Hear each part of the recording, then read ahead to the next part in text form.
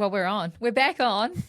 Come for the rugby, stay for the aftermatch. Good to have you back. Welcome into you, Beav. Thank you. Good to be here again. How are you feeling? Big weekend. I'll tell you what. Are you exhausted or what? Look, I did sleep well for the first time in probably 20 years on Sunday night after being Christchurch, Batron, Auckland, all within 3 days. So what was your favourite place to be on the weekend? Because the fans were loving you in Christchurch. Must have been the alcohol, I think. It was post-match. It was post-match. I did enjoy Christchurch for a variety of reasons. Me and you were locked away in a nice little cubicle away from the weather, doing our Sky stuff. And Shout also, out to the Porticom at the temporary stadium. sensational Porticom. Can't wait for the new one. On a side issue, drove past the new stadium. Cannot wait for that to be up and running. That is going to be an absolute gem, that new stadium in Christchurch. Cannot wait. But also, great game of footy as far as drama. They don't come more dramatic than that. No, although, unfortunately, with about 30 seconds to go, as the ball was about to be fed, I think a lot of us have seen this book before. Yeah, so just a wee insight for you. Beaver really rides the roller coaster of emotions through his TAB account. And I think when we got to about the 60th minute, Beaver went, hold on a minute, the Blues are paying $6.50 here. He was all on. He was all, and the last 15 minutes were very uncomfortable sitting next to him in the Porticom as he rode every single moment, whether the Blues had the ball or not. You say it was for my TAB account. I say it was for the competition. Oh, come on. I'm a rugby lover, and I want our competition to be great, which I think it is. And I just think the Blues can make this competition great. I've never, ever heard you say that before. I just want teams capable of winning it, and they're capable of winning it. And I just think it would add another dimension of a storyline. I'm just a storyline thing. There were so many things that I just didn't anticipate happening that were happening, and it was awesome to watch for the Blues. Okay, well, let's get into that game then. Okay. We were going to get into the news that broke the internet, but we'll save that for a minute. Go on. Let's get into it. Another classic in Christchurch. Yep. But as you say, the same old ending. We've all seen that before. But the Blues were well within their chances to win that in the last 20. They certainly were. I mean, there's a absolute snapshot of why the Crusaders will never allow a draft to happen, because they'll lose one of their 5 props that play for the All Blacks, because they've created them. They weren't All Blacks when they went down there. I know. They created these guys. But no, it was a great game. And what I say about, considering the conditions, what I say that things were happening that I didn't anticipate happening is Crusaders get out to a 19-7 lead. You think, well, if the Blues were going to win tonight, they were going to have to be right in it the whole way through, probably have a lead and hang on, that sort of thing, because you felt their injuries and their forward pack might have just started to dent their depth, which dents what they get off the bench, no offer and things like that. But all of a sudden, the old boy from Waikato, Laggy, he comes on. McWannell. He comes on, starts stealing lineouts. Mason Tupaia, I thought he had a great night out. Obviously, he's going to want that scrum again on full time. But apart from that, I thought he was great around the park. Choate was great when he came on for Dalton, which is obviously another massive blow for the Blues. And all of a sudden, you're thinking, hang on, this Blues bench is actually turning the game here.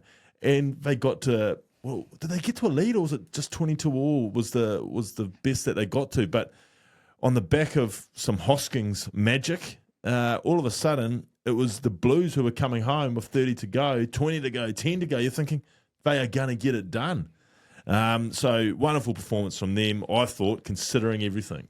Can we talk about Hoskins Sotutu? Yes. Remember at the start of the year when you said you'd reserve your judgment on the Blues until Hoskins was back. Hoskins was back, and he obviously had an injury and had a bit of a suspension as well. Yep.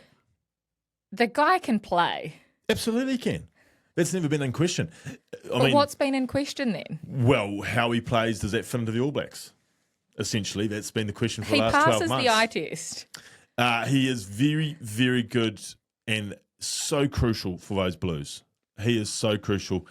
Vern, there's no secret that Vern has designed game plans with people like Hoskins in mind. And for all their endeavour and all their work rate, it needs a little bit of Hoskins magic every now and again up front. And my word, the thing about it is people can go, great pass, what a pass. But strip that back even further. Vern Cotter's your coach. So if it doesn't work out, you know that you're dealing with that in the changing room. You're probably getting dropped. That on the flight home, that in review. So that's got to be lingering in your mind. And so obviously credit to Vern that the boys feel that sort of freedom. But secondly, we often see outrageous things happen. And, boys chance their arm. 9 times out of 10, those chances are taken when the referee's got penalty advantage out. That was after the Blues were just hammering away, going nowhere.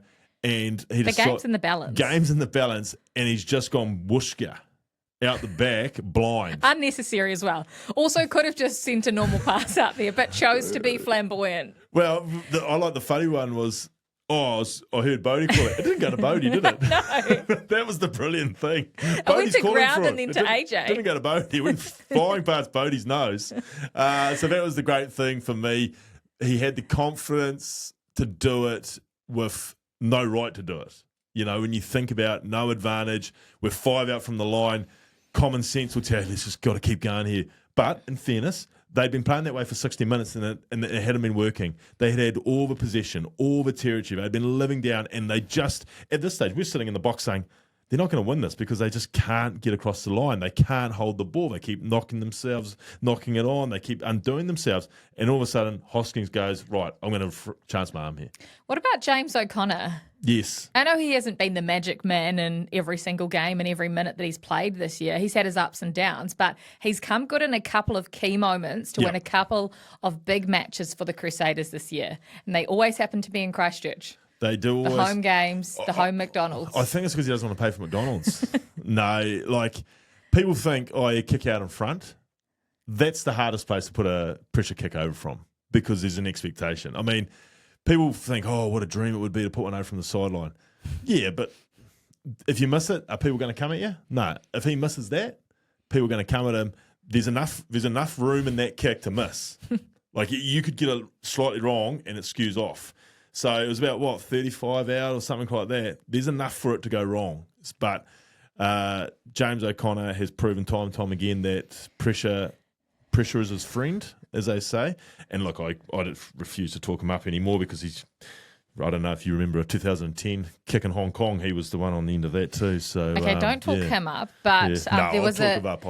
I'm being facetious there. There was a line in commentary where Marshy said, "You wouldn't want anyone else kicking for goal here for the Crusaders. Anyone in the world. If you had someone kicking for your life, yes, who's stepping up and taking that shot for you?" 2 people. Who? Daniel Carter. Owen Farrell. Those are the only 2. Yeah. That you are trusting your life upon. And then I'd try and see if I could shank it over. Because I think you've got to take destiny in your own hands sometimes. You're already dead. I'm gone. You're saying, okay. Now I'm saving my children. Dan Carter, Owen Farrell. Yep. There you 2. Yep. Top 2 goal kickers. Pressure. Under pressure. Under pressure. Right out in front. When the moment comes. When me and my little Donald family are sitting there and the Martians have said one has to kick it over. Praying. I'm picking one of those 2. If you could pick between one of those 2 and yourself for your life, are you taking yourself? You got to take yourself because you got to take it into your own hands. You can't go throwing. I'm sorry, kids, I'm going to do this. They might be saying, "No, get Farrell, get Carter," but no, I'm just going to have to do it myself. You're stepping up and you're taking it. We're going back to the Jonas. Yep. Round 10. Our Jonah player of the round came from that match. It did, and we've just talked about Hoskins and what a wonderful performance from him at number 8. But the other number 8 gets the Jonah for me. So we have a new and another second place member. How interesting is this Jonah Awards? 10 rounds, 8 different people on the list. There's only one person that's been on there twice. Damien, yes. Damien. And he was pretty good himself. But no, Christian Leo Willie, his ball carries were great, as they always are. But for me, we talked about just before the frustration that must have been the Blues because they had all that ball, all that territory where they were just bashing away, living in the 22. They had about 6 minutes or something in the 22 after 40 minutes. They just lived there, but they couldn't get across the line. And for me, it was the work that Christian Leo Willie was doing defensively, A, in the tackle, and then B, at the ruck. What he was able to do, if he wasn't getting turnover penalties, he was slowing the ball down. And off slow ball down, on a night like that, it allows teams to get their defensive line set and then bring line speed. And that, in the end, caused errors for the Blues. So, yes, they lived there. Yes, they had all the territory, but they just couldn't accumulate points. And for me, it was Christian Leo-Willie. He had some great support from the likes of Cullen Grace and Ethan Blackadder there in the loose. But for me, he was the standout. And because of the quality of that game and the importance of that game, our Jonah comes from Christchurch on Friday night, and it was Christian Leo-Willie. He was exceptional. Where do you see him fitting into the All Blacks? Yeah, I think he does. Because he's been in that squad before. Hasn't played yet. Hasn't played yet, but it's only a matter of time. Yeah, I think obviously Wallace Satiti's form when he comes back eventually. This weekend, I think. By the sounds of it. Well, yeah, the nice He hard. looks fit too. Did you see him throwing balls off the roof at FMG? I did see him throwing balls off the roof. If he's my prized asset, I don't let him climb a roof. Yes, of course, Chiefs in the Mount this weekend, but nearly sold out, by the way. 15,000. That's brilliant. Not many tickets left. Should happen more often. Yeah. Take the games out to these sorts of places. But with Christian Leo-Willie fitting into the All Blacks, he's going to be in the squad. I can't tell you right now that he'd been a game day 23 curse because you've got Wallace is going to be there. You've got Artie's going to be there. And then it's going Sammy Penny. It's going to be depending on where you're playing Artie. Yeah. So if Artie's a 7, then Wallace is your 8. If Artie's 8, then Wallace is your 6. So then you're looking for a 7 as opposed for a 6. So that is all. So you're tossing out between a Sammy Penny and an Ethan Blackadder? I think Luke Jacobson's still in the conversation for me. Has to be in the conversation. And then, where does Christian Leo-Willie fit? He's definitely in the squad for me. After doing a bit of research, I think that guy's got more potential than any loose forward in New Zealand. And the reason why I say that, you're looking at me going, what? Peter Lakai. Sorry. Before we go any further, Peter Lakai, 2 weeks in a row, he's just Artie. He's Artie. He's Artie. He is Artie. My goodness. Okay, phenomenal. so top 2 potential that have the most potential. Peter Lakai, obvious reasons, still young. I forgot about Peter Lakai. How did you forget? I've got it written down here. Peter Christian Lakai, Leo-Willie. Great again. He was great again. But Christian Leo-Willie only started taking rugby seriously 4 years ago. He had contract offers coming out of club rugby in Dunedin with Saracens, a club in Ireland, so either Munster or Leinster, Japanese professional competition, out of club rugby. Yes. Not out of NPC. This is before he'd made his NPC debut. Kept turning them down. Never thought he would be a professional rugby player. Had to make his mum proud and get his dentistry degree. So he only started taking rugby seriously in his 4th and 5th year in Dunedin. When Tom Donnelly, said, you got to come and play for us with Brilliant. Otago. Had a couple of years of injuries, so it took him a while to actually debut. That guy's got more potential than anyone. That's why we've seen him climb the ranks in the space of 3 or 4 years. He's actually taking rugby seriously, not focusing on education. He's done with that. He is now a qualified dentist. He can pull your rotten teeth out. I was going to say, Christian, if we were able to get you to the top extractions. If we could get you to the top of the Jonah leaderboard, would you mind sorting out? You've got a bit of work to do. There's about 30 fillings that need redoing. That's your entire mouth. Yeah, well, or at least the bottom half. I don't want to open it too loud, too open, or too wide, because you'll see. Sheepers. There was the benefit of playing in Japan. Yes. Fillings, $30. Need to say I haven't been to a dentist since. But yes. More potential because he's only started training full-time in the last 4 years. But it shows a lot about him. To be able to commit to dentistry. He's the hardest worker. He talks about like riding his bicycle that he got from the halls at 5:30 in the morning, out to training, and then riding his bike back, having a shower at the halls, finding something to eat, straight to lectures at 8 a.m. Amazing guy. A few episodes ago, we were talking about people who have actually got degrees. How did you leave off one of medical variety? He's up there. He has surpassed Liam Messham's honorary degree from Wintec. He's right up there with the engineers of the world you were talking about. Well, he's passed the lawyers, Conrad. and Victor. And now he's just behind me in business management, HR and marketing. I mean, he did spend 6 years in Dunedin, which nearly rivals your 15 at Waikato. But his was probably a 6-year degree, to be fair. It was. Yeah. So Christian Leo-Willie, he's part of the Jonah's other news. Yes. Massive news, the women's game. Have you seen it? Portia Woodman-Wickliffe has come out of retirement. Locked in. Brilliant. She's locked in. Well, she's not locked in. She's going to be named in the first Blackfern squad of the year. She's obviously got to earn her place. But when you're the best women's player of the decade and on the planet, she will be there for the Blackfern. So she's done a U-turn because she said after the Olympics that she was calling time and she just wanted to play rugby for fun and do the things that she wanted to do. Played in Japan for a contract. Obviously, she's been playing Super Rugby Opiki and then was going to go to the NRLW. And she is coming out of retirement for the Black Ferns. If there's one player that you would bring back from retirement... Oh. I'm throwing Beav here. He's not prepared for any of this. No. If there is one player you would bring out of retirement, Beav... For the All Blacks? Who would it be? Have I got to believe that they're still capable of running out there? Yes, you go with whoever you want to go with. Who would you bring back?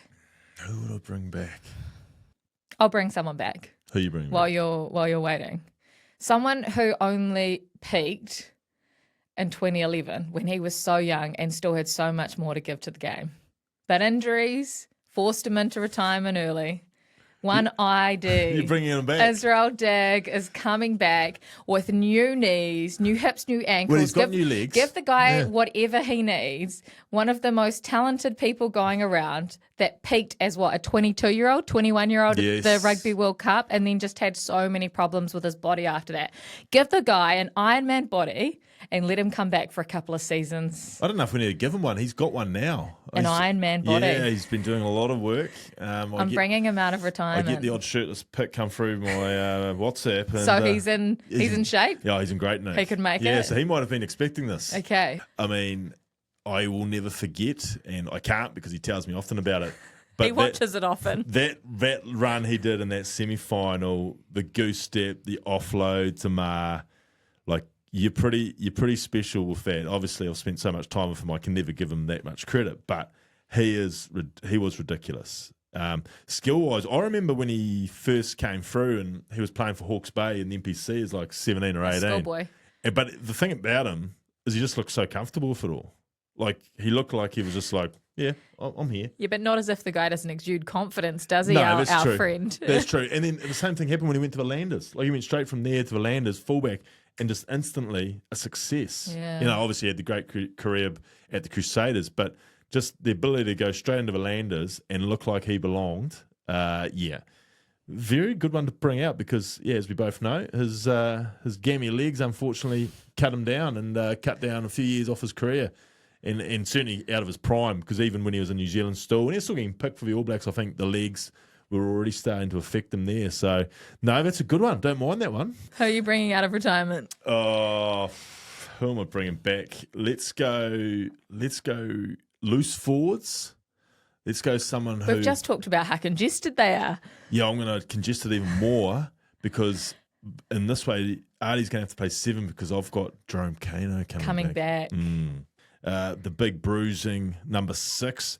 He wasn't always a big bruising number 6 though, Kirst. When I first came across him, he was my centre in counties under 15s. This is like Joe Rocks all over. So, it was I was at 10, Joe Rocks was at 12, and Jerome was at 13. It was the biggest 10, 12, 13 you've ever seen in the under 15s. Of course, I was only about 50 kgs. When I'm talking about the big ones, it was Joe and Jerome. And I honestly, and I might have been just because I was a kid, but it felt like Jerome was that size which he played for the All Blacks number 6 as then. I remember I'd never seen teams have like physios or masseuses, but somehow, for some reason, we had a masseuse for our counties under 15 team. Might have been like she was, I think, like training and learning. Anyway, Jerome was on the table one day getting his back done. And I just remember, who is this? His back was just covered the entire massage table. But yeah, he was our 13. But I'm going to bring him back as a 6. But he could play 13 very well too. Versatile. That's People speed. love versatility. We outball on Loms. He was devastating at 13. He could still come back. When I saw him in France last year, I thought, good Nick. Yeah. Good Nick Loms. Yeah. Oh, nice. Yeah, and he's training with the Toulouse boys. Exactly. Yeah, so no. Just have a game. There What we would go. he be? Similar age to Matanonu? Or younger? Same age as me. So younger? Yeah. So he's still good. Yeah. I mean, we could all still do it. Would you come back, Joe? we could all still do it. He's thrown himself in there. He doesn't believe it. That was coming from our producer. I just heard a wee whisper from the producer. We're not talking a classic All Blacks here. Oh, We're talking for real? proper, for Okay, real no. All Blacks. No, not for me then. Just Israel Dag in career best form. And Jerome Kano, tell us who you bring out of retirement. Put it in the comments. We'll move on. Yes. We'll move on to Hamilton. Yep. The Chiefs' second half performance. Was Yeah. it 6 tries in the second half over the Highlanders? Yeah, it was an avalanche. It was an avalanche. It just didn't stop for 40 minutes. Yeah, and The poor Landers. Yeah, it was a bit poor Landers. And I mean, we talked to Jamie Joseph, and I think he was genuinely disappointed. Obviously, tough situation when we talked to his coaches after a game. But I think there was genuine disappointment. And for me, it was because they had done so well for 40 minutes. They had hung in there. They had scrambled defensively well. I think they had a plan, and they stuck to it as best they could. But in the second half, and for me, it's a bit of a takeaway from the entire weekend, Kirst. You've got these plans, and when you're going up against the top teams, you have to stick to them, and you have to execute them. And you might, and coaches and teams, they talk about all week, we're going to have to do it for 80. We might have to go at 85, But this weekend highlighted the fact that both the Blues and the Landers were very, very good, but then in differing times. I think the Blues would have probably loved to have had the 79th minute back, but for the Landers, it all started to unravel after 41.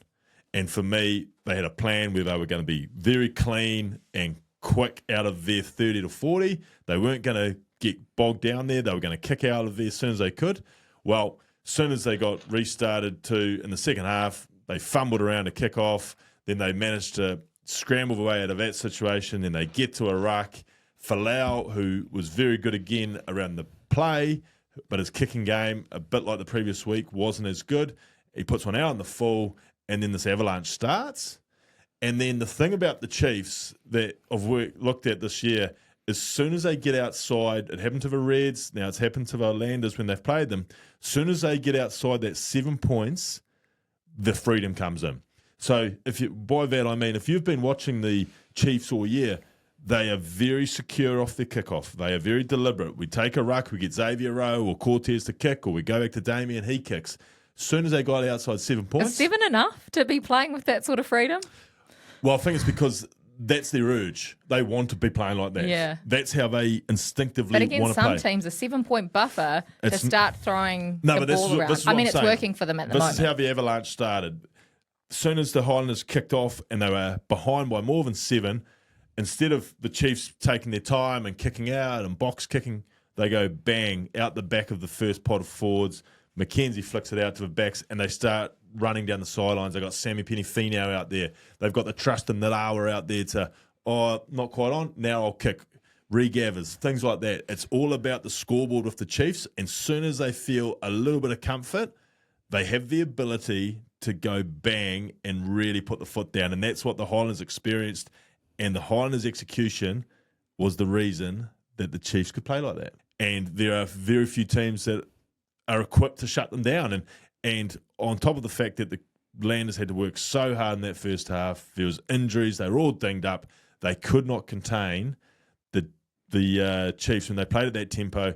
Couple that with the fact that you bring on people like Leonard Brown, Ratama, Takeaho. Not fair, is it?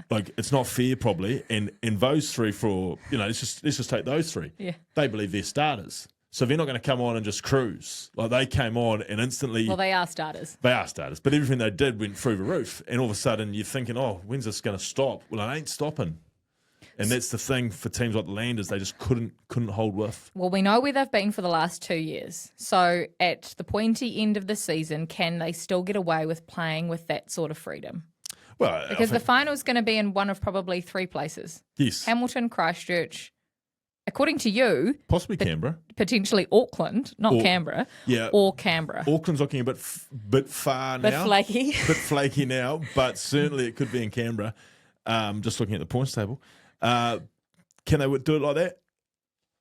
I think they've tried to do it a little bit like that in the last couple of years and it hasn't worked. It hasn't worked. Not against the Crusaders and Blues. In June.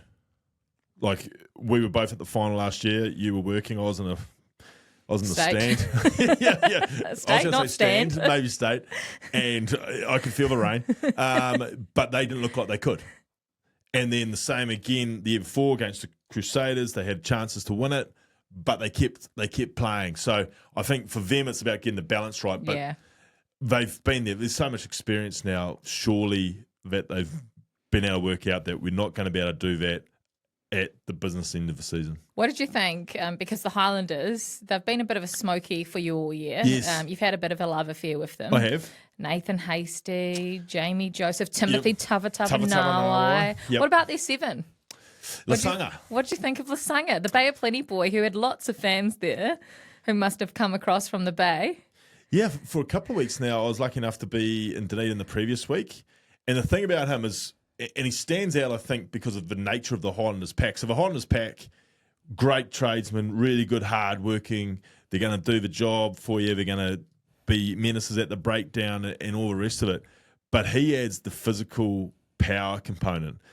He goes looking for hits, and he doesn't just sort of, I guess, succumb in tackles or what have you. He goes looking to dent people. And so he's the point of difference for that Highlanders pack. And so, for a couple of weeks now in a row, he's been quite the eye catcher. Really, really impressive. And again, not the biggest man. No. He's, when you're probably thinking Artie and Peter Lakai's size. So he's not a monster, but he just plays. He plays fairly big. Something else that was of note, which you see it most weeks with New Zealand derbies. No matter who wins after the match, it's all fun and games, hip hip hooray, chahooing and hugging, handshaking one another from both teams. Yes. What did you carry on like after a loss? No, I would have been sulking. Bowden Barrett was sulking. He went straight down the tunnel, and I don't know if it's because of the weather or he was... I would have been down the tunnel too. And that, straight down the tunnel. It was cold. There's no way that he was sticking around and having a laugh and catch up with his mates. Hamilton, everyone's all friends. Straight after. Yeah, well, I think they're two different losses, aren't they? When you've been belted by 40... What, you just laugh it off? Well... You don't care? I don't... Oh, no, they care, but if they come to... probably 20 minutes out, the realisation was they were losing. I don't know. I everyone's different. What would you have done? After Christchurch, you're straight down the tunnel? I was shaking hands and then gone. Yeah. Hamilton, if you're on the Landers team and you've just been belted, are you sticking around? Not if it's not... obviously, when you're at home, you've got an obligation to hang around and sign autographs and what have you, but when you're away from home, there's not the same obligation. I mean, you'll sign as you're going off and someone yells out at you, but you're not working the crowd. So I would have thought, if I'd been belted, I'd have... Is it different these days, do you think? Yeah, I think so. They're all just mates and they can have this... Whereas it's not that you were more competitive, but it was different when you were playing. Everyone was still back mates then, but I think... It's different. It's different. Yeah, it is. And you probably knew, to be fair, we'll catch up for you later. Yeah. So you always caught up with the mates in the opposite team after generally the guys that you were close with. Yeah, but I mean, you got to remember, for Hamilton teams, you don't stay in Auckland. Yeah. So whatever chat you have there, that's it. You're done on the bus If you home. didn't like them anyway. Oh, look, you don't like the idea of the Blues, but I had a lot of friends in there. But and so Christchurch, did you meet up with anyone after those games? See, they were the Crusaders of our area. Funny lot, weren't they? They were funny. They would be happy to meet you if they beat you, but if we beat them, didn't want to know us. Didn't want to know us. I mean, it only happened, maybe 3 or 4 times in my life. Didn't want to know you. Didn't want to know us. Every other time they would have had a bar tab for you at the salsa bar. If they beat us by 15 and 20, hey, we'll catch up tonight, will we? It's like, well, okay, I guess so. So there were some teams that you did and some players that you did catch up with? Yeah, and I mean, obviously, when you're in South Africa, it was just too logistically hard. And so you never sat down for beers? Oh, after the game, straight away in the sheds, but there'd be no we'll meet you out and about or what have you. I mean, we always knew we were probably going out and about. But if we see you, we see you. Yeah, but to be fair, the Landers and the Chiefs, we've always had a good relationship because I guess we've always been, certainly through my time, and it's probably flowed over, we were always seen as little brother to our big brother up the road. So we always were similar, I guess, similar cultures and similar characters as far as the Landers and the Chiefs go. Okay, some instant reaction before we move on to any other games from the weekend. Yes. And as we always say, like, subscribe, comment, send us a DM. The DMs are always open. You've been coming with the questions and the comments. Go on. They are great. There's some great questions in here. Jack, we will answer your question. Beef's going to answer that question. Jack's asked for an Australian Wallabies 23 to face the Lions. You want to wait a few more weeks to I see am, how Jack. some of these guys Go, because Jack, you guys have got plenty of guys putting their hands up. But I reckon if you're Joe Schmidt, you're waiting until more New Zealand games against New Zealand teams, and when the pressure's on, because the pressure is going to come on. Everybody's sitting between 2 and 8. Yeah. Mumbles. Thoughts on bringing back North versus South? Mumbles, you're not the first person to message in about that. I've had a few private messages come to me and go, it's time for possible probables. North versus South, call it what you will. An All Black trial, I don't think would be a silly idea. So straight after Super Rugby? Straight after. I like it. A trial of sort. I think it'd be great. Trial. On form. See what you've got. Absolute TV viewing. There's another question from Jimmy Kippen here about the draft system. Go on. We'll go into the draft. Do you want to go into the draft system? This is a big comment. It's about Ioane Moananu, yes. the guy that you highlighted last week that used to love 5 Red Bulls pre-game, who has been impressive for the Crusaders. Yep. His form raises the question about whether some Super Rugby clubs are holding on to too many players. I'm assuming you're talking about the Crusaders here, Jimmy. But if Bell and Taylor were fit, Ioane wouldn't have had much game time this year. He's basically played every game. There's a reason why young players want to go and develop at the Crusaders Academy, of course, but would it be better for New Zealand if we had a draft and some of these players were guaranteeing themselves a place, at least on the bench, and getting some serious match time to test themselves? Jimmy Kip, yes. Draft, yes. For me, without a shadow of a doubt. I don't think the example you've mentioned, I think that's just very good work by the Crusaders. Ioane wouldn't have been picked up by anyone else this year, like, if I'm being brutally honest. Yes, they had 2 All Blacks in front of him, but when you look at all the other hooking stocks around the countryside, maybe the Highlanders might have been the only one that go, yeah, he's probably better than what we've got maybe in 1 and 2 ourselves. But everyone else is pretty settled, experienced, all have a couple of All Blacks, blah, blah, blah. But the draft for me, I think's a must. And you almost go back to, you might go back to the absolute early days where it was protect 15 or so, couldn't have 2 All Blacks in the same position, and then you had to sort of do your steal, you negotiate, you sell over here as a coach. Big borrow and steal, it's great. Big borrow and steal. I do like the like concept. Moneyball, the movie? And just spread out the talent, because for me, then you could get a true spread of the talent. And I think, A, it will help our teams and the All Blacks. But B, I think some of our players need to be helped in all of this. Without being disrespectful, they're sitting there, the landers. And too many guys aren't taking the risk and saying, right, I could be starting down there. But you got to for your own career. Like, sitting in the grandstand or sitting in the bench in Hamilton or Christchurch or Auckland, it's not helping your career. Or, it might help your career as far as, you got on your CV and it might be an overseas contract. But if we're talking about helping your career to be an All Black or trying at least to be an All Black, then go, jump in the draft. I just think that's a great one from Jimmy. Thanks, Jimmy. Great question. Kiwi Hayden, Dunners, the best stopover in Super Rugby. Now, Dunners got you all talking. Who knew there were so many big Dunners fans down there? You were shocked when I said it was the number 1 stop, either. I was shocked, considering where in the world that you go. I know. Your stops in Australia and South Africa as well. Yes. But Dunners was the favourite stopover in Super Rugby, not just amongst yourself, but amongst the travelling, touring teams from South Africa. Well, Kiwi Hayden just wanted to add a little story. Dunners, what a place. Vivid memories of Carl Heyman scrummaging in overalls against 4 Scarfies and pushing them backwards around Guardies on a mad Monday. Byron Callagher right next to him. Well, Byron might have been feeding the scrum. There's so many situations that you get into that, well, not get yourself into, but you see, all in good nature, but these sorts of rugby scenarios, the props often get challenged to a bit of a scrum. I've seen Graham. Have you ever been challenged? I don't think so. Run it straight? No, actually, lie. You have been. Here we go. Here's the aftermatch. Okay, so there was a bar called Rodeo Rodeo in Hamilton, and it was a little saloon style bar with cowboy seats there and what have you. And it was off the beaten track a little bit, and we would often go there on a Sunday, and we would come back in, say we've been at All Black for 2 or 3 weeks, and you used to get like a block of 2 or 3 weeks in camp, maybe a week or two out of it. So we used to sort of come in there on a Sunday afternoon and ring up and say, look, can you stay open a bit later because we're coming in, we're landing, we'll come in and have a few beers.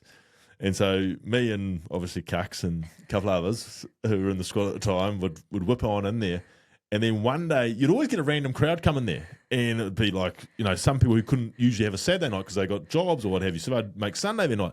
Well, one night we got challenged to a sprint. Oh. A sprint on... Did someone get injured? On Victoria Street.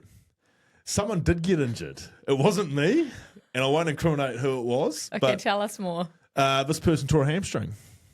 Mildly, but nonetheless tweaked a hamstring. While on a week off from All Blacks? Had time to get it right for the next game. Oh, really? Yes. Oh, okay. He was back selected. So there were no issues? There was no issue. There was an issue the next morning when he thought he had properly done it, but he had tweaked it, and that was because, I guess one of those little challenges that you sometimes get when you're out and about. So a torn hamstring outside Rodeo in Hamilton. Was it a 100-metre dash, 60? How far were you going here, and how many participants? There was 4, and it trimmed up to about a 60 once someone started grabbing the back of his leg. Who won? The challenger. Oh, that is so good. Who's this challenger? There'll be someone out there that knows. Yes. You won this race and you caused an All Black to tear their hammy partially. Partially. It might have just been information. Outside Rodeo It Rodeo. might have been just information. That is a great story. Love My Sports 7902. This is legendary. A few weeks ago we talked about the greatest cross-code star, Brad Thorn, number one, outright. This adds to the legendary status. On a UK podcast, Dan Biggar recently announced his retirement. Very proud, saying that one of his biggest achievements or memories in his career was when Ospreys beat Leinster in the Pro 12 2011-2012 final, denying Brad Thorn from winning that title because the man had already won it all. I was going to say... Legend. Look, Love My Sports 7902. If Thorny was going to have to sacrifice one of his titles, I reckon it would have been the Pro 12. Oh, you reckon? Yeah. Not State of Origin When I put, or when I World put all Cup. his titles up there, I reckon if he's going to say, look, you've got to take one away, you can take my Pro 12. You'd be still pissed that he didn't get that one, though. Oh, yeah, he will be. He's a winner. Yeah, he's a champion. But I think, if my memory serves me right, Love My Sport, is what they used to do, and I know that year they were because he was there to win it, they'd won the European Cup. Oh, so he'd already won the big one. And they used to have, and I think they still do it, they win the European Cup one week, and then they've got the final the following week of the Pro 12 or the URC as it's called now. So I know these days, I guess it sort of highlights the level that competition's at now. I think teams who, Leinster is essentially always in both, I think they throw out a different team completely for the URC final.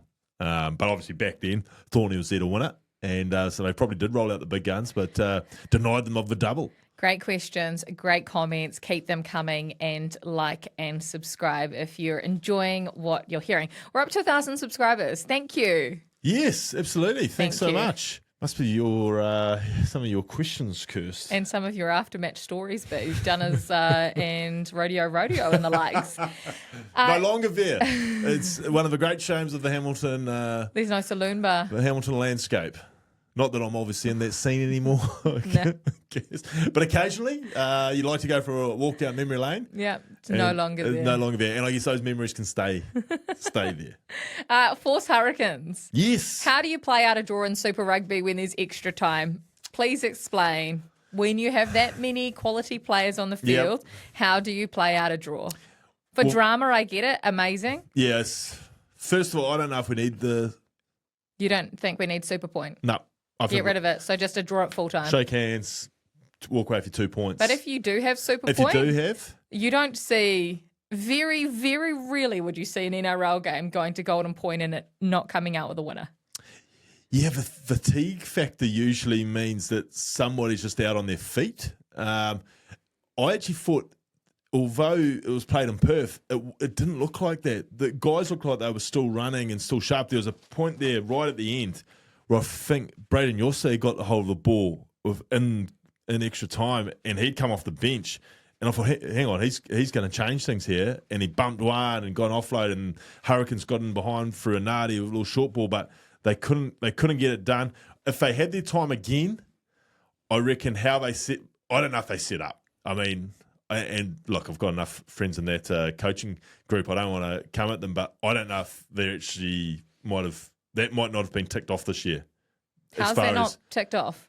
When do you start ticking those things off? Well, look. As you start getting towards the playoffs? Yeah. So you don't bother regular season? Well, I don't know if the words don't bother, but... You've got so much else to... The reality is, as much as whenever something like this happens, everyone's like, oh, they got to be prepared for it. You're not.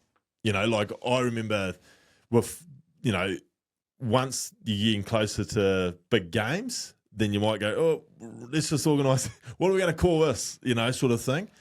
And so why I think that they possibly weren't organised for it is they were hammering away with about a minute to go in extra time, and they were 5 metres out, and I think might have been even Lakai at halfback. He, in his head, you could see that he felt he needed to get the ball to Ruben Love, but Ruben Love was out in a position where, as if he's still going to attack with the backs, and Lakai tried throwing a pass out there to skip about 4 forwards' heads and get out there, and it went to ground. They got bundled backwards, and then Ruben gets in the pocket and has a crack at it and shaves the upright. My thinking is, if they were prepared for it, take it when you're 5 out. The margin for error is a lot smaller when you're doing your drop goal from 10 or 15 out as opposed to where Ruben ended up having a crack from 30. So I just don't know if they were organised for it. I can understand why they haven't. I know people are going to say, oh, you should be organised. Look, they just probably haven't got across that yet. The thing, why we're on Ruben Love, yes. As a 10, obviously it was a big selection call. I don't know if it was because where they were in the position on the table that they felt we have to go something different here, but they did. And so they rolled the dice with Ruben Love. I think I was sceptical at the start of it, but to be fair, from a skill-wise, how he presented himself, I thought he did a fairly good job. My thoughts going in was, is he going to play square enough? When I saying square enough, I mean with his catch and pass, I thought if you're not used to it, often it's very easy once that heat's starting to come at you to get very lateral very early. He didn't. I thought that part of his game was very good. We all know he's got a good kicking game. The interesting thing for me is where he will get better is if he stays there.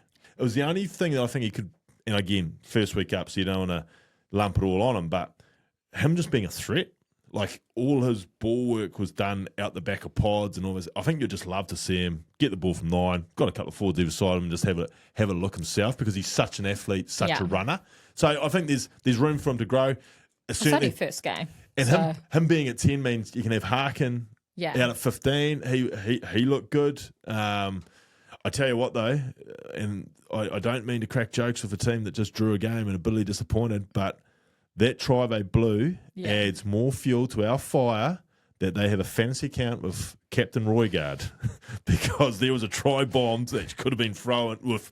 They threw the pass to Captain Roygard in that fantasy team. The plot thickens there, Kirst. The plot thickens. I know we highlighted it in about round 4, and we got some blowback. We got answers. We got some blowback from Balin. Balin said, not everyone likes scoring tries. Yeah, well, it's I'm not sorry. the be-all and end-all. I've now got more to my file. Noted. My dossier has now got another example of Cam Roygard as the fantasy captain. Where is this dossier? Forgot it today. Beaver's takeaways. Your takeaways from that match in Western Australia, defensive combinations. Yeah, and it's something that I've seen before, and look, it was coming in a bit when towards the end of my days is where they, and it's not just the Hurricanes that do this, but defensively teams get a little bit cute, I think, around the park. Yeah, they get a little bit fancy, a little bit cute as far as, right, let's chuck this guy here for this situation, let's chuck this guy here for this situation. Now, what I'm talking about is mainly wingers from the blind side get thrown in to defend in the first 5 position. Now, there's 2 reasons they do this. A, they don't trust their 10 to make a tackle, or B, they think that, we can stiffen up that zone. He's not doing anything over there. We'll stiffen up that zone. We'll free up our 10 and he can be in cover. A lot of it's linked to the fact that we don't trust our 10. Well, Ruben loves a fullback, so he can tackle. So 2 massive line breaks for me from the force were in and around that area where there was a bit of cuteness around how they defended. The first one, clean line out, clean try from a rolling maul. We've got our winger defending with our 9 and our 12. Now, you might do that in training 3 or 4 times in a week, and then you're saying, right, go out there and do it under pressure. So for me, I used to hate it and I'd sort of wave them off and say, no, you can go defend out on the edge, as opposed to put me out there or put me one wider, just because when you're in there, there is so much happening. There is guys running straight. There's guys running out the back. There's potential for a number 8 coming off the back. So the biggest thing is communication and connection. So with your 9, you spend all day with him. He's always there. You're going to listen to your voice. Your 12, he's always there in attack. He knows your voice. You know his voice. And you're always talking. And you know what each other wants as far as voice goes. And that's the biggest thing. And I just feel that teams that keep chucking and changing who's defending where in those really important, secure positions, that you can get exposed. And wingers I don't think wingers want to be in there. Like, wingers by nature are either 2 things. They're either quiet guys, so that's not what you want in there, or B, they're just great big characters who don't really care for much detail. And they're not in their book all week going, well, the force might throw this at us. Like, you're either one or the other as a winger. And I just think defensively in those positions, because teams are either going to come at you on that seam, they call it the seam, between the forwards and the backs off a set piece, or we're going to come at you at 13. And so if you start changing and jimmying around who's here, who's there, I just think you're opening yourself to get exposed, especially when you've got someone like Ruben Love at 10 he's going to defend. And then they went through with the flanker from the force, very good, played for Wallabies last year. Is it Tisano? He went through on a little play again. They'd picked out that the back of the line out for the Hurricanes, and a 5-man setup has Lomax coming off the back. So they sucked the people out a little bit with a little 1-cut-2, which you're watching a 1-cut-2 off a line out thinking, well, that's a pretty unimaginative play. And then all of a sudden, bang, they've put one through. And that's, again, attacking that seam curse where, to use the buzzword, connection. And if you don't have it, then that's where you want to go. If you can see a team that doesn't have connection in that seam, that's an easy spot to go after. Love a buzzword. Yeah, connection. It does seem to be put that in your dossier. Connection. Hey, humour me for a moment. Please. In round 1 or 2, Yep. round one, podcast 1, we picked our All Blacks bolters for this year. Yes. You picked Timothy Tavanawai. I did. I picked Whihi Fini Anganofo. Not bad from you. 1 game, 2 Not bad tries. from I you. know it was just 1 game and 2 tries. Yep. But what do you think of my All Blacks bolter? He's good. He's taken a little while. I Yes. thought he was going to come out this season and just tear the house down. But it wasn't that easy, obviously, transitioning from the Sevens program. But what you saw of him Yes. in Western Australia, could he be an All Black? Yes. The answer, yes. This year, he'd probably have to finish the season like he is now and just be that hot and help the Hurricanes go deep. But, I mean, some of the tries, like one of the tries, a bit of an end of a chain, but the second try, I think it was, when Cam did some nice work, still no right to score it. Like, got rid of someone who really should have stopped them. So, yeah, there's a bit about him, isn't there? But as you say, Something about him. Hasn't played much. But, I mean, talking about the Sevens wingers that have come over, and we haven't seen enough of him lately, unfortunately. His old Tangito from the Landers too. Yeah. He's another one. So it's great to see these boys. And hopefully, if the Sevens program is to continue, we see guys continually coming over and they see their mates throwing Leroy Carter. You've got exhibits from the dossier that show we have got players that can transition and be a success at Super Rugby. What's funny? Your dossier. I'll bring it next We've gone week. from dossier to dossier to dossier. Well, it's only got a smidgen in there. So I don't know. Let's get rid of another team or 2. Okay. First of all, the Hurricanes. Yes. Do we put a line through the Hurricanes or do we think they're going to come good? The thing is, because of the results being so topsy-turvy, no one's really gone. Anyone can still make it. Anyone can still make but it. they're run home. Talk us through it. The Brumbies away. 2-week tour of Australia. Yes. So the Brumbies away. They don't come home. Chiefs at home. Yep. Bye. Yep. Highlanders at home. Yep. Reds away. Moana at home. They are sitting just outside the 6. Yes. How do they finish the season? Well, when you look Do at they start winning these close games? well, they have to. Because they're not. They haven't been. When you look at their draw, you always say you don't want to leave yourself the last couple of rounds to be must win. But if you're saying there's 15 points there, no, let's say there's 12. 12 points out of Highlanders, Reds, Moana. That would take them to, I think, 29 off the top of my head. I think they're on 17 at the moment or 16. Then Don't trust Wikipedia. They've got to get a 5 points out of the Brumbies away or the Chiefs at home. They have to pick up one of those. More likely? Canberra, the hardest place to play. It is. Chiefs at home, not easy. But to be fair, they've been in the big contest this year. They've been in it against the Crusaders. They've been no one blows them. They've been within a 1-score margin, and they haven't been able to win the close ones when it could have easily gone the other way. I like the fact they're in camp. They've stayed over. They've probably been in Perth all week. Bit of team building, team bonding. Probably nailing out a few of these things, answering the hard questions. I think they can get that Brumbies one. Of course, you're not going to say they beat the Chiefs at home. So they get the Brumbies, the Highlanders, the Reds, and Moana. Yep. Reds won't be easy. Reds will not be easy. The Brumbies. This is the interesting one for me. Last night on the breakdown, and look here, I'm going to call you out. Last night on the breakdown, Beaver has been doing a lot for Sky Sport, and he's been brilliant. You said it's a 2.5 horse race, and you are not concerned about any Australians. Well, first of all, we can't beat an Australian team in Australia. Yes. Not a single New Zealand team has won in Australia in 2025 in 10 rounds. Correct. Why? What's happened? The boys are going on holiday. They don't know. like the touring this year. We joked about it 2 weeks ago that these teams, something's happening when they're touring. Yeah, maybe they're enjoying touring. I don't know. Enjoying it too much. Look, I don't know. It does blow my mind that we haven't had a win over there yet. I think it's coming. I think there's a win coming very soon. But in Canberra. Isn't one of our teams off to Queensland this week too? Blues, Reds, is it? Blues.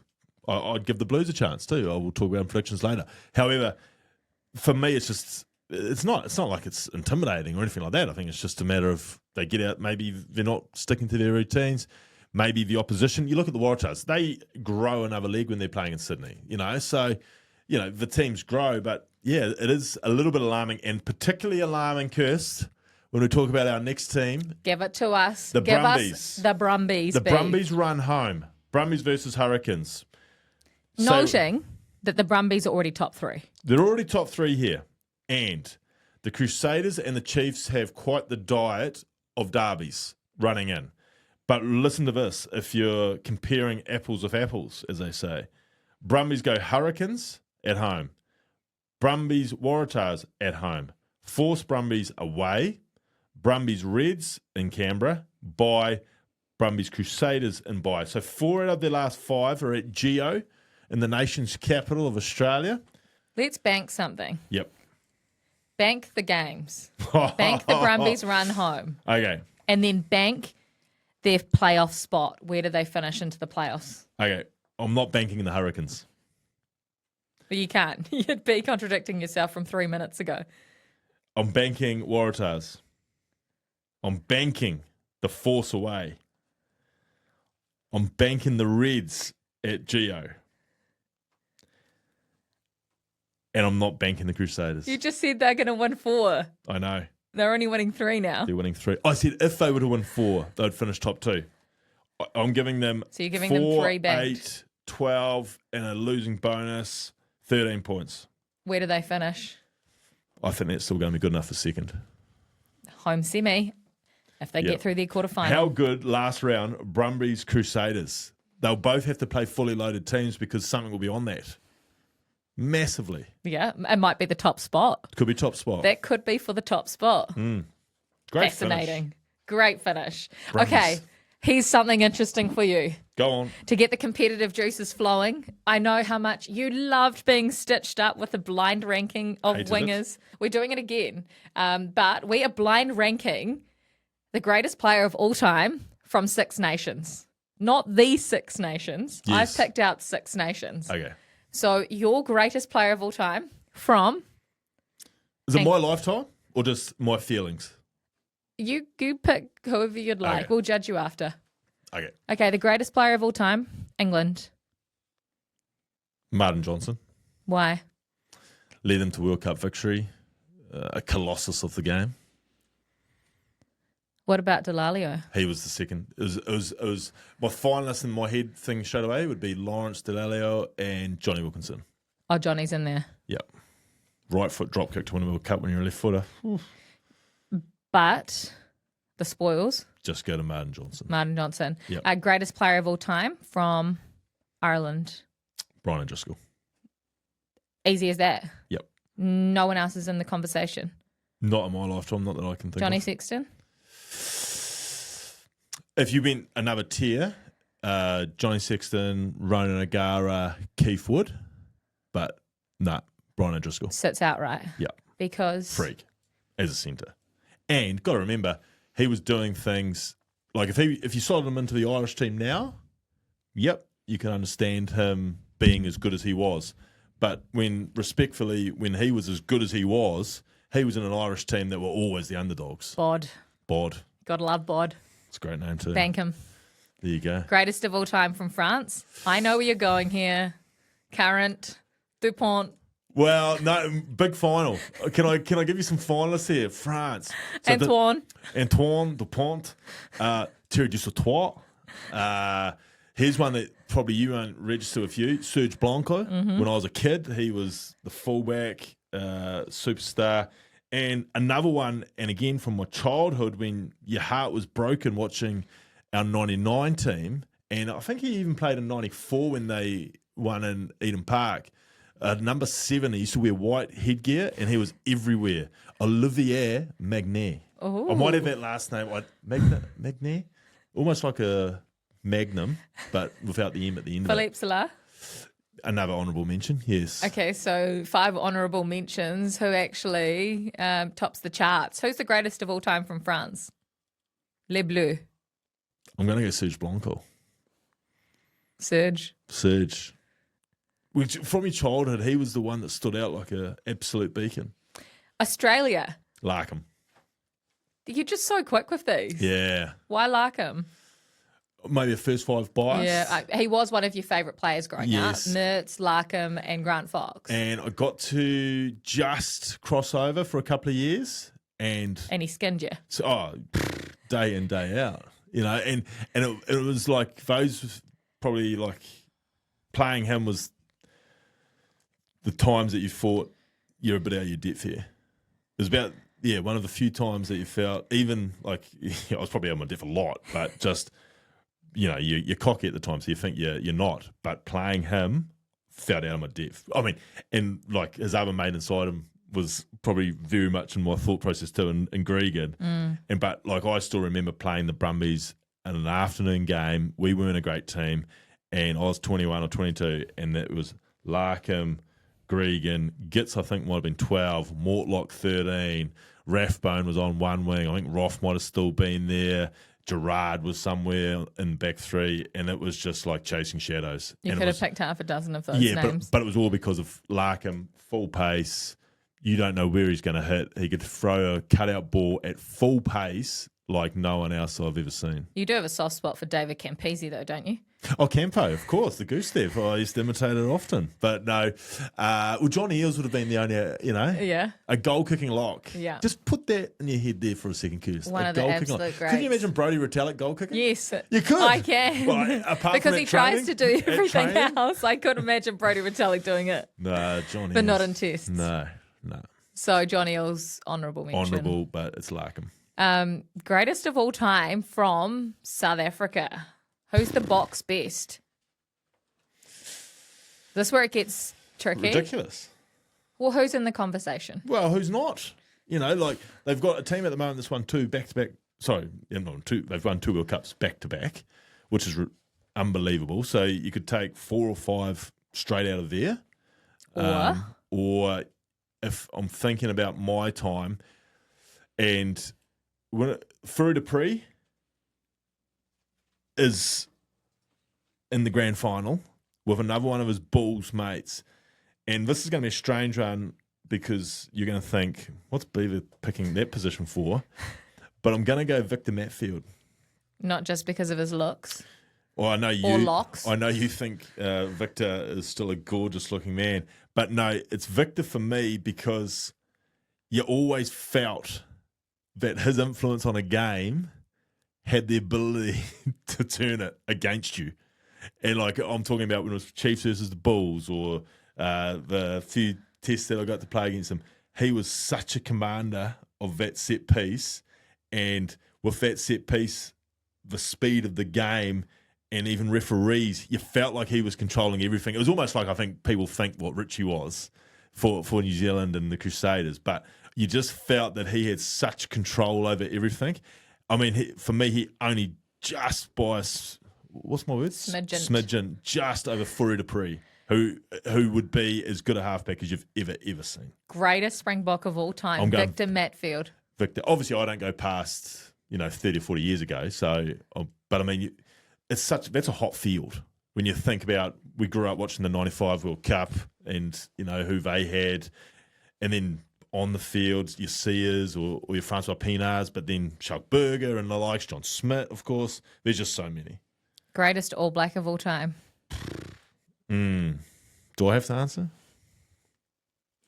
Yes, you do. Greatest All Black of all time. Who's in the conversation? Narrow it down for us. Well, I never saw him play, but respectfully, you have to say Colin Meads. And, everyone from that era who saw him play will have him there. But if we're talking about me, who I saw play, the conversation for me is Jonah, Richie, Daniel. How do you split the three of them? Very because tough. You can only pick one. Yeah. But I still think if it wasn't for Jonah, rugby would probably have got to where it is. Like, no doubt it would be a professional game, but he elevated it to a level that I think all of us have always got to be grateful for what he did in 95, and what he did was exceptional. What he did was even more exceptional when we now know the health that he was battling. So for me, Jonah. Okay. And I was born very close to where he made his name. I watched him every Sunday afternoon as a child. So, yes, Jonah Lomu for me. Take us through your list then. Blind ranking, the greatest players of all time across 6 test-playing nations. Johnson, O'Driscoll, Serge Blanco, Larkham, Victor Matfield, and Jonah. That is a list. That is a list if I've ever seen it. It is, isn't it? Some names. Arguments to probably all of them. Absolutely, Probably but the only island is outright. that's the only one. O'Driscoll, Bod. It'd be the only one that you could say, right, forget that one. The other 5, let's get around the negotiation table. We love them all, though. Brilliant. All of those 6 players. Great work from you. Okay, let's move on. Predictions. Rightio. You keep pegging them back. I keep giving you a lifeline, and each week you keep pegging them back. I think you may even be even right now. I'll have to do the calculations. Round 11 of Super Rugby Pacific. As we get close to the business end of the season, Chiefs against the Force. Chiefs in my hometown, Mount down the Maunganui. road. I've already had people messaging the page saying, we're coming across just to let Darcy Swain know the rules. Ooh. And make Spicy. On a side issue, we should have got organised and somehow got a spot on the field and done an aftermatch podcast live on Friday, pre-game. Anzac Day. Yeah, anyway. Reds, Blues. I'm on them. Believe in them. Top 2. It's shown me enough on Friday night against the Crusaders. Blues. Backs against the wall. They'll be right. Reds. It's a swinger for me. Moana, Drua.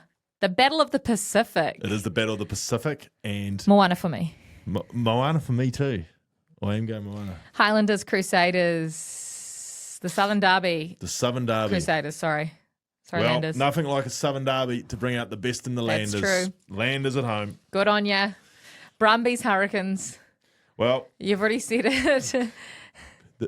You've said the Brumbies won't. You haven't banked this one. no, I've banked it. I've banked it for the For the Hurricanes. Hurricanes. But I was just trying to think of a catchy name for the game because it's the two nations' capitals.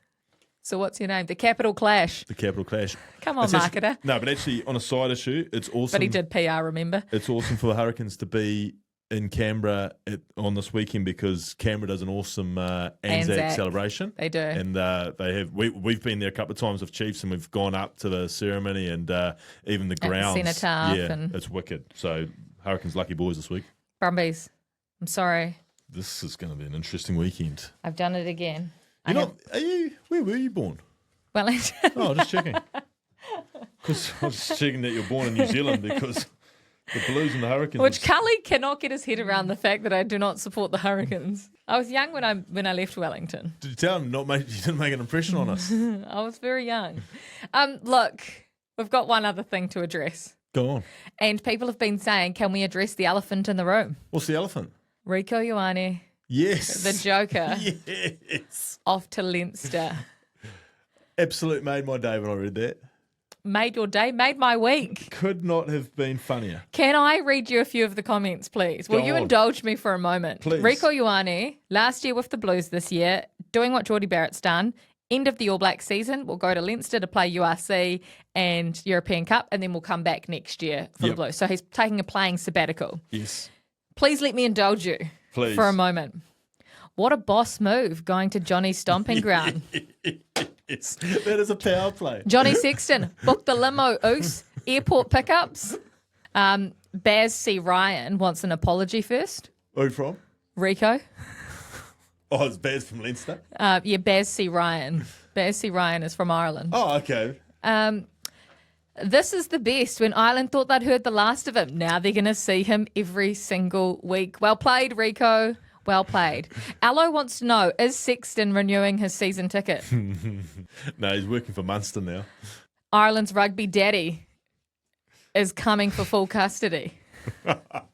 That's just a few of the thousands and thousands and thousands of comments between the Blues posting it, Leinster posting it. And isn't it It's the greatest news this year. But I just love Rico's attitude to it. Like, I'll go So play. what? Yeah. Do you think other players would have turned it down? If other players had that sort of beef and the commotion that's gone on between these two players, would you be steering clear? I would have thought so. But Rieko just takes it head on. I think he wins. Now it's just the ultimate full stop. Your club wants me. I love it. It's brilliant. But what they should do, all jokes aside, Marketing, here. PR, yeah. Johnny Sexton waiting at the airport with one of those signs that the people with picking people up with the cars have. Yeah. Rieko. Yeah. I think he's got it. It's got to happen. Yeah. But, okay, on a serious note, you think that Irish fans will absolutely embrace him? Of course they will. What sort of impact will he have over there? Geordie Barrett's impact has been phenomenal. Yeah, well, I think the biggest impact you can have when you're going into Leinster is to just slip in seamlessly. Like that's what Geordie's done, right? He's slipped in seamlessly. Like they have, how many Irish internationals already in that current squad would there be? There'd be over 15. 22? It's ridiculous. And obviously all the other Irish teams hate them because of it. No salary cap is the joke that Munster can't sign anyone and Leinster's got no salary cap apparently. There's something around how they do their contracts around if you get so many Irish players, it means that you don't have to pay them because the IRFU and Ireland pays them. So therefore they've got all this other cash over here that they can go get any international. An RJ Snyman and a Rieko Ioane and all these other Irish teams are going, well, how do we compete? It's brilliant from Leinster, though. Yeah. Isn't it? Yeah, it's absolutely. a brilliant move. What about IP-wise? Like, will Geordie Barrett be getting some insights into the Irish that he can bring back to the All Blacks and vice versa? Will they be getting insights into the way the All Blacks play and prepare that they can help use? Or do you think it's just... You'd think at that level... Like, I mean, I think back in 20 years ago... Who will get more out of it? Oh, I think it's a neutral. I think 20 years ago, people looked at the All Blacks and gone, oh, yeah, we'll see how they prepare, blah, blah, blah. There's no secrets these days. Like, there's coaches over here, there's coaches there that have all had experience all around the world. But I guess the thing would be is the little intricacies, like that you can pick up on particular players that Geordie would maybe able to have spotted and come back with. But I think it is what it is. Most fascinating story. It is brilliant. I can't wait for the airport pickup. I reckon it's paying $1.01. You can't tell me their marketing team's not across that. They might have to pay Johnny. So, Johnny, you're going to bury a hatchet. Here's a check. Go and get him. And shake hands. Shake hands. Smile. No other whisper in the air. Yeah. There won't be any shouting at the airport. Imagine if they did it and then one said something to the other and it just into it. No, but that's even better. That's Great even marketing. better. That's what we want. That's what the whole world is waiting for. Stay tuned. December. Come for the rugby, stay for the aftermatch. As always, like and subscribe. Like and subscribe. See you all next week after Kirst gets her wishes. The Chiefs in the Mount. Sky can use that if they want. The Chiefs in the Mount.